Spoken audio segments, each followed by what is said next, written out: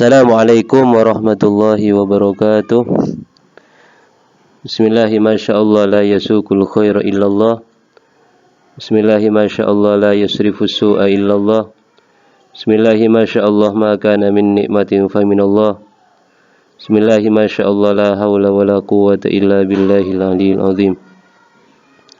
Allahumma shalli ala sayyidina Muhammadil fatih lima ulik wal khatim mimma sabaq nasiril haqqi bil haqq wal hadi ila siratikal mustaqim wa ala alihi wa sahbihi haqqa qadrihi wa miqdarihil azim. Rabbi zidna ilma warzuqna fahma. Para pemirsa Janzai Channel yang dirahmati Allah, alhamdulillah kita bisa melanjutkan belajar bareng, yang mana pada kesempatan kali ini kita akan belajar tentang mubtada, khobar dan pembagiannya. Sebelum pembelajaran ini kita mulai, mari kita buka dengan pembacaan umul kitab, dengan harapan apa yang kita pelajari menjadi tambahan ilmu yang nafi' dan barokah. Ala hadhihi niyyah wa ala kulli niyatin salihah wa ala man wa salafuna salih. Al-Fatihah. A'udzu billahi minasyaitonir rajim. Bismillahirrahmanirrahim. Alhamdulillahirabbil alamin. Ar-Rahmanir Rahim. Maliki yaumiddin. Iyyaka na'budu wa iyyaka nasta'in. Shiratal ladzina an'amta 'alaihim ghairil maghdubi 'alaihim waladdallin. Amin.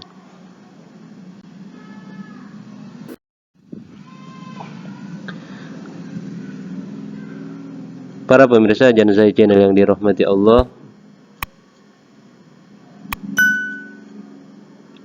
pertama kali kita akan membahas pengertian mubtada. Mubtada adalah isim yang dibaca rofa yang sepi dari amil lafzi.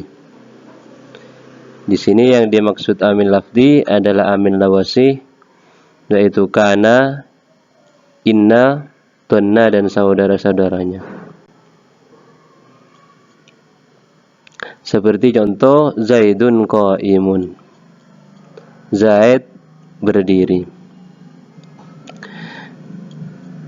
Yang menjadi pembahasan dalam contoh ini adalah lafaz Zaidun. Lafaz Zaidun ini rofa, tapi rofanya Zaidun adalah disebabkan amil maknawi, bukan amil lafzi. Jadi kalau ada isim dibaca rofa, kemudian amil yang memerintah adalah amil maknawi, maka isim tersebut kedudukannya sebagai mubtada. Atau lebih gampangnya, mubtada itu adalah kalimat isim yang ada di permulaan kalimat, di permulaan kalam. Jadi kalau ada kalam diawali dengan kalimat isim, maka bisa dipastikan bahwa isim di awal kalam tersebut ketika i'rabnya rofa itu adalah sebagai mubtada. Yang memerintah mubtada itu rofa adalah amil maknawi, yaitu yang dikenal dengan amil maknawi ibtida. Makanya isim yang dirofakkan oleh amil maknawi ibtida namanya mubtada. Kemudian khobar. Jadi mubtada dan khobar itu tidak bisa terpisah. Khobar adalah isim yang dibaca rofa yang disandarkan kepada mubtada.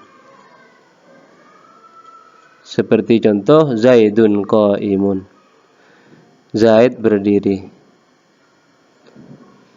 Lafaz Zaidun dibaca rofa karena menjadi mubtada, dan lafaz qaimun dibaca rofa karena menjadi khobarnya mubtada. Jadi yang memerintah lafadz qaimun itu rafa adalah mubtada'nya, yaitu lafadz Zaidun.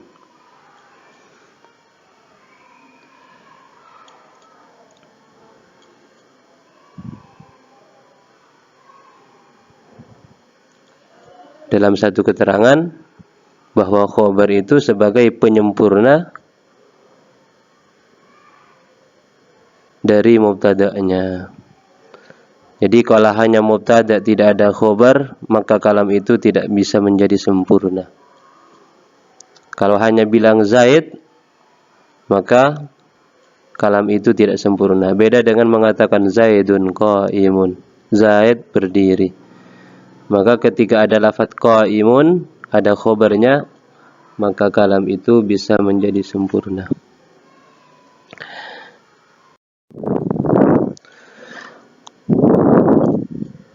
Kemudian selanjutnya pembagian mubtada.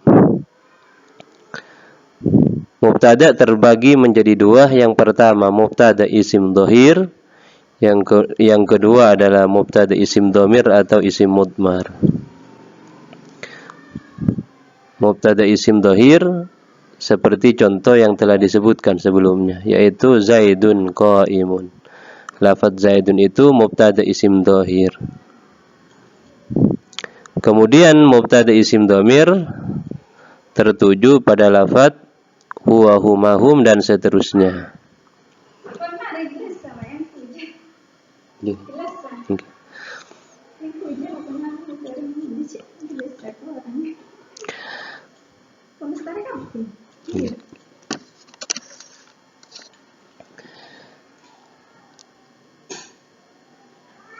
Jadi lafadz huwa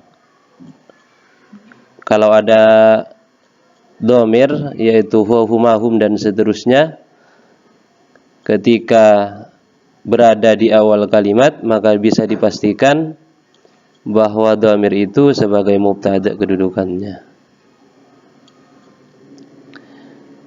Misal ada contoh huwa talibun.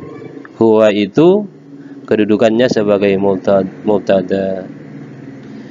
Jadi ketika huwa di awal kalimat, maka posisinya sebagai mubtada.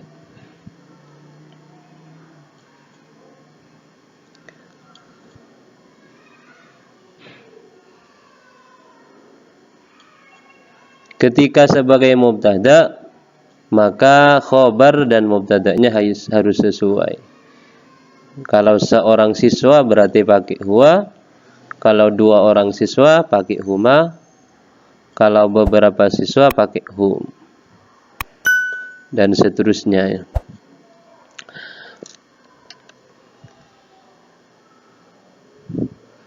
Jadi untuk mubtada isim dhamir hanya tertuju pada lafadz huwa, huma, hum dan seterusnya. Tidak bisa digantikan oleh dhamir yang lain.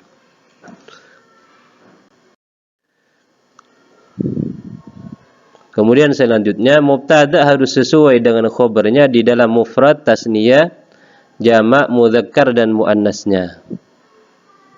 Seperti lafadz contoh yang mudzakkar al-muslimu qaimun.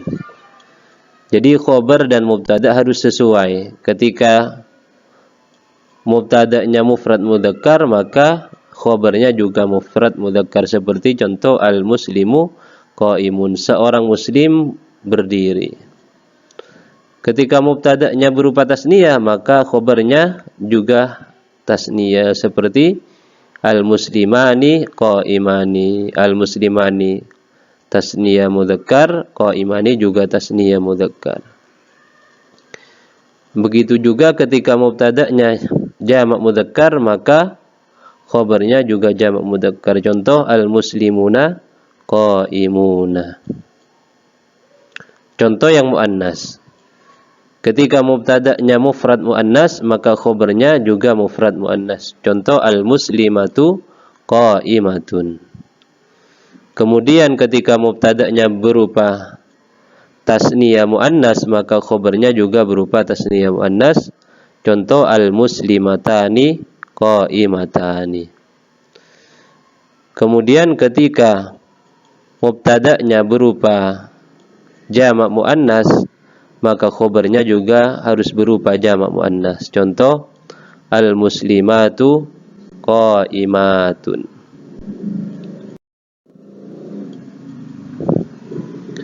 Kemudian selanjutnya pembagian khobar. Khobar terbagi menjadi dua, ada khobar mufrad, ada khobar ghairu mufrad. Apa itu khobar mufrad?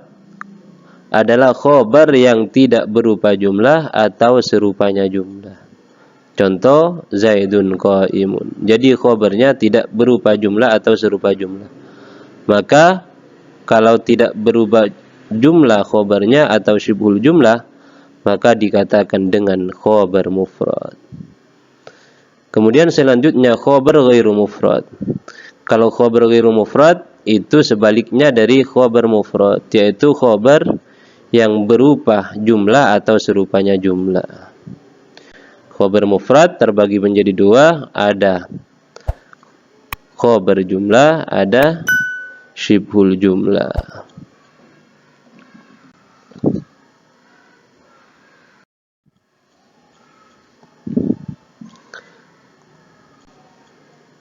Khobar yang berupa jumlah terbagi menjadi dua, yaitu jumlah mubtada' khobar, jumlah fi'il fa'il.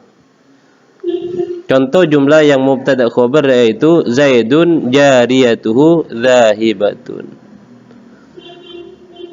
Yaitu yang menjadi pembahasan di situ lafaz jariyatuhu dan zahibatun. Lafaz jariyatuhu itu sebagai khobarnya Zaidun sekaligus menjadi mubtada. Kemudian lafaz zahibatun itu menjadi khabarnya jariyatuhu. Makanya dikatakan khabar jumlah, karena khabarnya di situ kedudukannya sebagai mubtada. Jadi khabarnya berupa mubtada' khobar. Makanya dikatakan khobar jumlah. Kemudian yang kedua jumlah fi'il fa'il. Contoh lafaz Zaidun yakumu. Lafaz yakumu di situ kedudukannya sebagai khobar.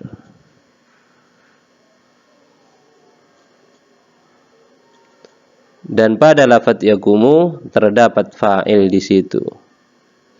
Maka ketika khobar berupa fi'il dan fa'il, dikatakan khobar jumlah yang terdiri dari fi'il fa'il.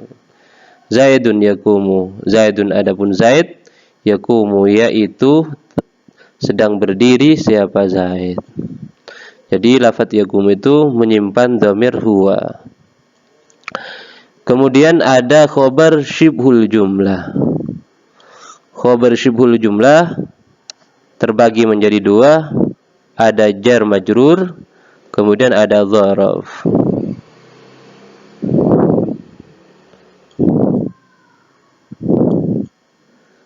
Contoh yang jar majrur, Zaidun fid dari. Jadi lafaz fid dari di situ adalah khobar syibhul jumlah, karena terdiri dari jar majrur. Kemudian yang kedua berupa dzaraf. Contoh Zaidun amamal madrasati. Jadi lafaz amamal madrasati itu sebagai khobar dari Zaidun. Ketika khobar berupa dzaraf, maka masuk khobar syibhul jumlah.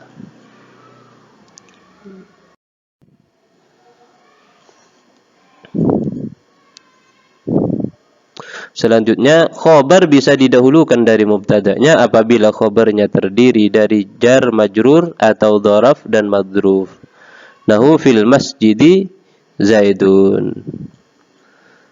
Jadi ketika khobarnya berupa jar majrur, maka khobar bisa didahulukan dari mubtada'nya, yaitu fil masjidi sebagai khobar, Zaidun sebagai mubtada'. Kemudian contoh yang dzarf madruf, contoh amamal madrasati tullabun. Amama sebagai khobar, tullabun sebagai amamal madrasati sebagai khobar, tullabun sebagai mubtada. Jadi ketika berupa dzaraf dan madruf, khobarnya berupa dzaraf madruf, maka boleh didahulukan dari mubtadanya. Dan ketika khobar terdiri dari jar majrur atau dzaraf dan madruf, maka khobar menyimpan lafadz kainun atau istaqarra. Jadi ketika khobar berupa jar majrur atau dzaraf madruf, maka ada lafadz yang tersimpan di situ, yaitu kainun atau istaqarra. Contoh Zaidun fil masjidi. Asalnya Zaidun kainun fil masjidi atau istaqarra fil masjidi.